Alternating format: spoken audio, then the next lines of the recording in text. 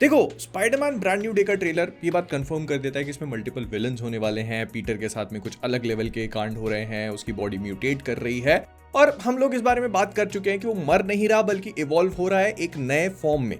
लेकिन इसके बाद भी ना एक बहुत बड़ा सवाल है जिसका जवाब नहीं मिलता कि आखिरकार ये सारी चीजें हो क्यों रही हैं। आई गेट द आइडिया कि बहुत सारे विलन्स हैं और उस बीच पीटर, हल्क, पनिशर, बहुत सारे मल्टीपल कैरेक्टर्स इन्वॉल्व हैं, लेकिन एक की चीज जो इसमें से मिसिंग है वो है मेन विलन। आखिरकार ये सब कुछ करवा कौन रहा है? तो here we are with another video जिसमें मैं तुमको बहुत ही वाइल्ड और क्रेजी चीजें बताने वाला हूं और बहुत हाईली लाइकली है कि जो कुछ भी मैं बताऊंगा वो सच नहीं हो सकता।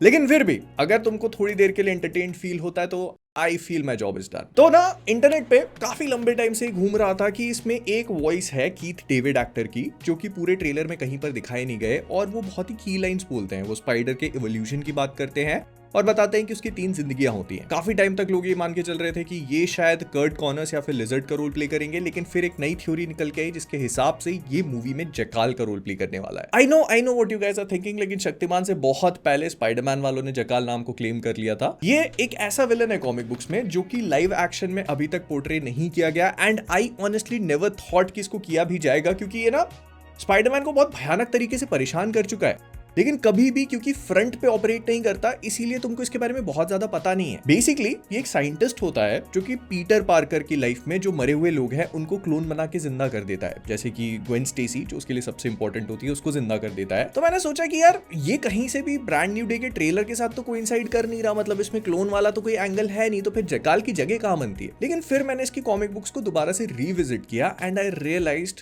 ओह fuck, I was so wrong. तो ठीक है, शुरू से शुरू करते हैं और मैं तुमको एकदम कहानी वाले फैशन में बताता हूँ, ठीक है। तो क्या हुआ कि ग्वेन स्टेसी की डेथ हो चुकी है। पीटर धीरे धीरे करके अपनी लाइफ को वापस ट्रैक पे लेके आ रहा है। वो एमजे को पसंद करता है लेकिन कमिट करने के लिए बहुत ज्यादा रेडी नहीं है, क्योंकि साइकोलॉजिकली वो अभी भी ग्वेन के साथ में फंसा हुआ है एंड क्योंकि वो ग्वेन की मौत के लिए अपने आप को रिस्पॉन्सिबल मानता है, तो he is like in a very bad place. तो ऐसे में एंट्री होती है जकाल नाम के एक विलन की। ये क्वाइट लिटरली गॉब्लिन जैसा दिखता है, एकदम ग्रीन कलर का, बड़े बड़े कान और बहुत ही वियर्ड दिखता है।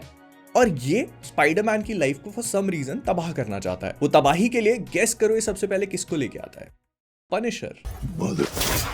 Go home! Yes, this is no coincidence. Brand new day में भी पनिशर है और ये भी सबसे पहले स्पाइडरमैन को हराने के लिए पनिशर लेके आता है। वो पनिशर का माइंड मैनिपुलेशन करता है ये बोल करके नॉर्मन ऑसबॉर्न की डेथ के लिए ये बंदा रिस्पॉन्सिबल है, क्रिमिनल है, जाकर के मारो। पनिशर और स्पाइडरमैन के बीच में फाइट होती है। स्पाइडरमैन ऑफ कोर्स फ्रैंक को हरा देता है क्योंकि वो नॉर्मल इंसान है एंड पीटर एनहांस्ड ह्यूमन है। लेकिन अल्टीमेटली स्पाइडरमैन उसको कन्विंस कर देता है ये समझा करके कि जिसके लिए तू लड़ रहा है ना वो बैड गाय है। तो जकाल को लगता है कि यार यहाँ अपना प्लान फिर फेल हो गया। वो जाकर के दूसरे विलन को लेके आता है जो है हैमरहेड।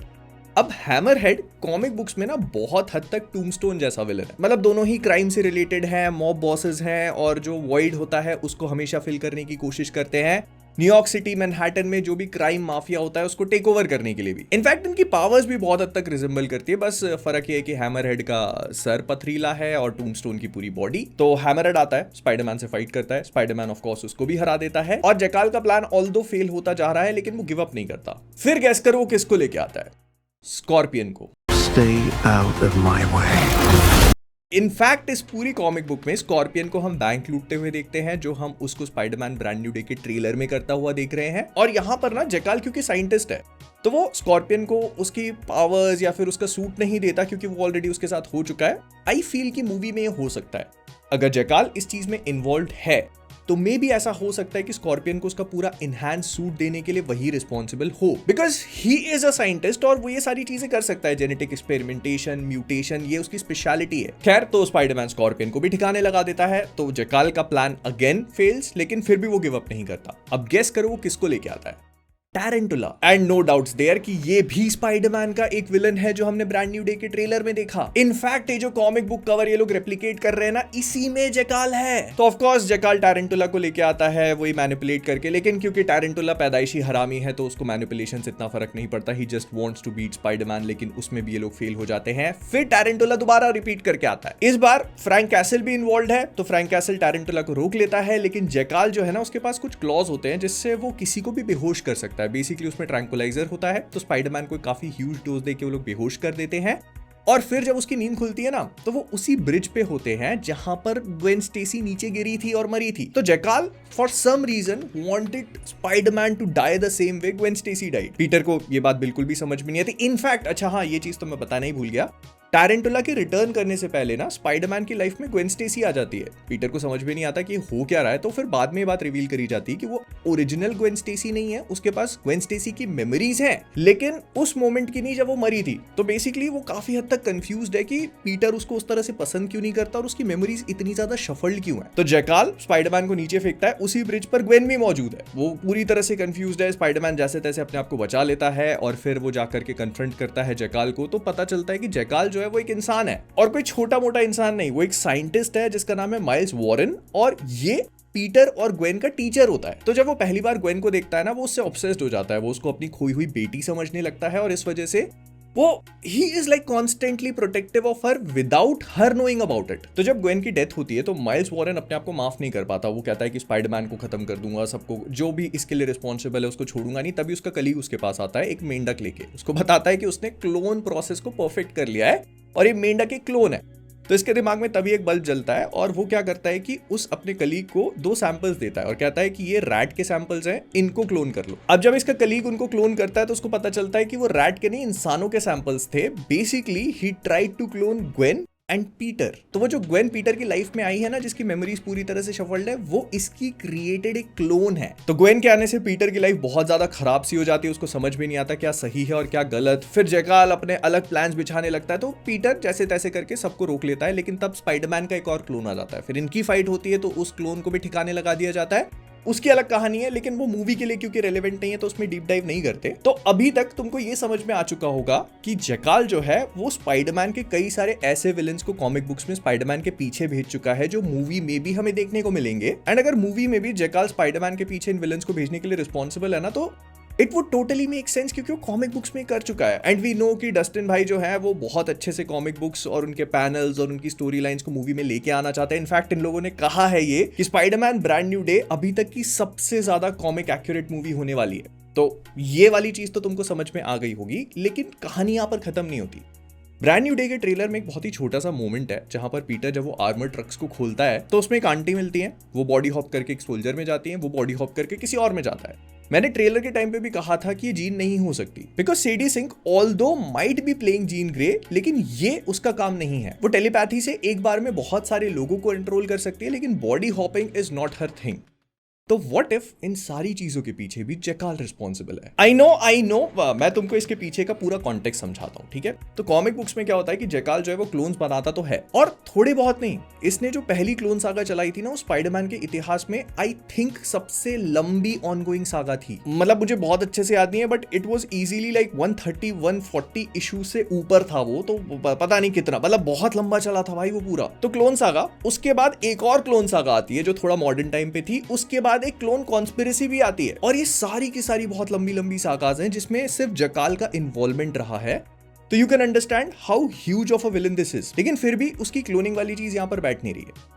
तो क्या होता है कि स्पाइडर आइलैंड नाम की एक पूरी सीरीज थी, उसमें जैकाल का इन्वॉल्वमेंट बहुत की था। वो क्या करता है, एक ऐसा वायरस क्रिएट करता है जो कि स्पाइडरमैन की पावर्स को रेप्लिकेट कर पाए। मतलब वो वायरस वो मकड़ियों के अंदर डालता है। अब वो मकड़ियां जिस भी इंसान को, एक नॉर्मल इंसान को जाके काटेंगी, उन सबको स्पाइडरमैन की पावर्स मिल जाएगी।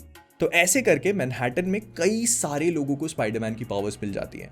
दिस साउंड्स रियली गुड, लेकिन इसका एक छोटा सा कैच है। अगर इस पूरी चीज को रोका नहीं गया तो वो सारे के सारे लोग जो इन्फेक्ट हुए हैं वो स्पाइडर मॉन्स्टर्स बन जाते हैं जिनका दिमाग काम नहीं करता। सुना सुना लग रहा है ना? I know just hear me out. तो ये सारे के सारे मॉन्स्टर्स जो हैं, इनको एक स्पेसिफिक स्पाइडर क्वीन कंट्रोल करती है। मतलब मकड़ी ने इंसान को काटा, उसके पास स्पाइडर पावर्स आई, वो जाइगैंटिक स्पाइडर मॉन्स्टर बन गया, लेकिन वो अपने कंट्रोल में नहीं बल्कि किसी और के कंट्रोल में है।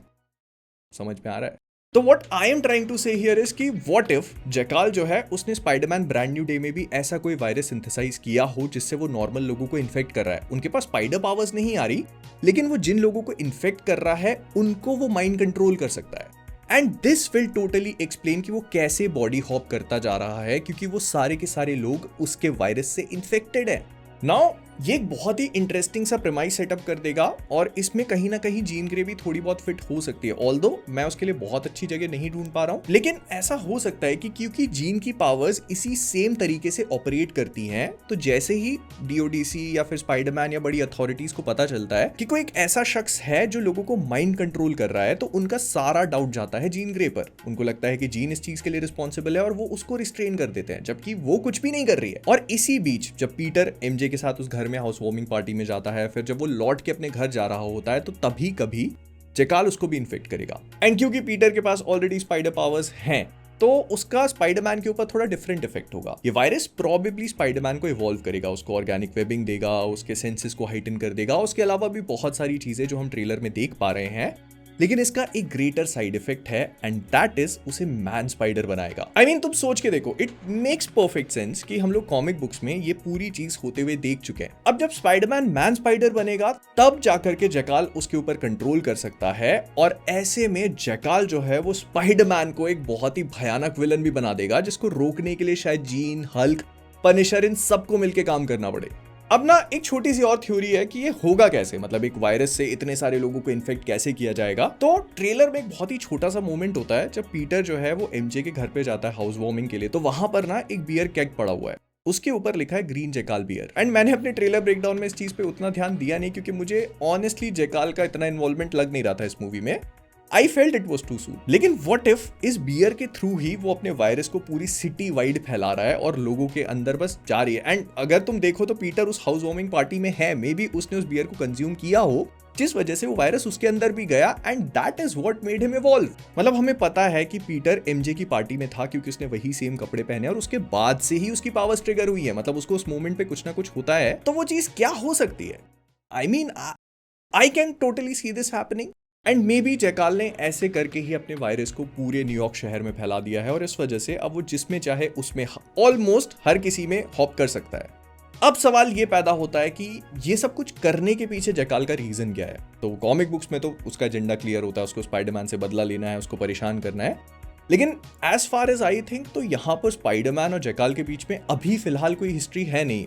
अगर मैं कोई पॉसिबल चीज देख सकता हूँ तो वो है कि शायद माइल्स वॉरेन यहाँ पर आंट मे को पसंद करता था, may be because she died और उसको लगता है कि स्पाइडरमैन उसके लिए रिस्पॉन्सिबल है, तो वो पीटर से बदला लेना चाहता है। हु नोज, इस मूवी में आंट मे रिटर्न कर जाए क्लोन बन के। ऑल्दो आई वुड से कि आंट मे का रिटर्न करना और ये सारी क्लोन बाजी जो है ना, ये थोड़ा इस मूवी के लिए ओवरवेलमिंग हो जाएगी क्योंकि ऑलरेडी मूवी बहुत ज्यादा स्टैक्ड है। लेकिन एक छोटी सी चीज और है, अगर ये लोग स्पाइडर आइलैंड वाले रास्ते जाते हैं, मतलब अगर ये लोग वो बियर वाली चीज नहीं करके ये दिखाते हैं कि जेकाल ने ऐसी स्पाइडर्स क्रिएट कर ली हैं जो कि एक्चुअली लोगों को स्पाइडर पावर्स दे सकती हैं, तो आखिरी में सबको ठीक भी कर देंगे। ऑफ कोर्स इतने सारे स्पाइडरमैन थोड़ी ना होंगे एमसीयू में, सिवाय एक दो लोगों के, जिसमें से एक माइल्स मोरालेस हो सकता है। And this is how you get miles in MCU, ladies and gentleman. But हाँ, मतलब मैंने कहा था भाई, मैं बहुत वाइल्ड जाने वाला हूँ इसमें, तो इसमें से बहुत सारी चीजें जो, मतलब अगर ये जेकाल का एंगल नहीं होता तो ये पूरा वीडियो ही फालतू हो जाएगा। But something makes me think कि शायद जेकाल हो सकता। देखो, इसका ना सिर्फ एक ही बेसिस है और वो ये है कि ये वाला सीन जहां पर बॉडी हॉप हो रही है, this is not Jean Grey. ये जो कोई भी है, ये मूवी का मेन विलन है। And as far as I know, Spiderman के पास ऐसे विलन्स नहीं है जो कि टेलीपैथिक हों या फिर माइंड कंट्रोल कर सकते हों, अदर देन मिस्टर नेगेटिव या फिर जेकाल, जिसके बारे में हम लोग बात कर चुके हैं। अब इसमें हैंड कैसे इन्वॉल्व होता है वो चीज बहुत हद तक क्लियर नहीं है, लेकिन if they want to make it happen, अगर ये लोग दिखाते हैं कि टूम्बस्टोन को भी जेकाल मैनिपुलेट कर रहा है, वो उसको कह रहा है कि विल्सन फिस्क क्योंकि अब न्यूयॉर्क से जा चुका है, तो वो जो गड्ढा है उसमें तुम जाकर के फिस्क की जगह ले सकते हो और न्यूयॉर्क के नए क्राइम बॉस बन सकते हो। और ऐसा करने में जेकाल अगर टूम्बस्टोन की मदद करता है तो maybe Tombstone is the one जो कि हैंड को इस पूरी चीज में इन्वॉल्व करे। आई मीन, यहां पर मुझे बहुत क्रेजी जाने की भी जरूरत नहीं है, लेकिन हैंड जो वो निंजा ऑर्गेनाइजेशन है, उसका एक सिंगल पर्पस है कि मरे हुए लोगों को जिंदा करना और उन्हें ना देवता की पोजीशन देके अपना लीडर बना देना। And Jackal is actually the one who can do it.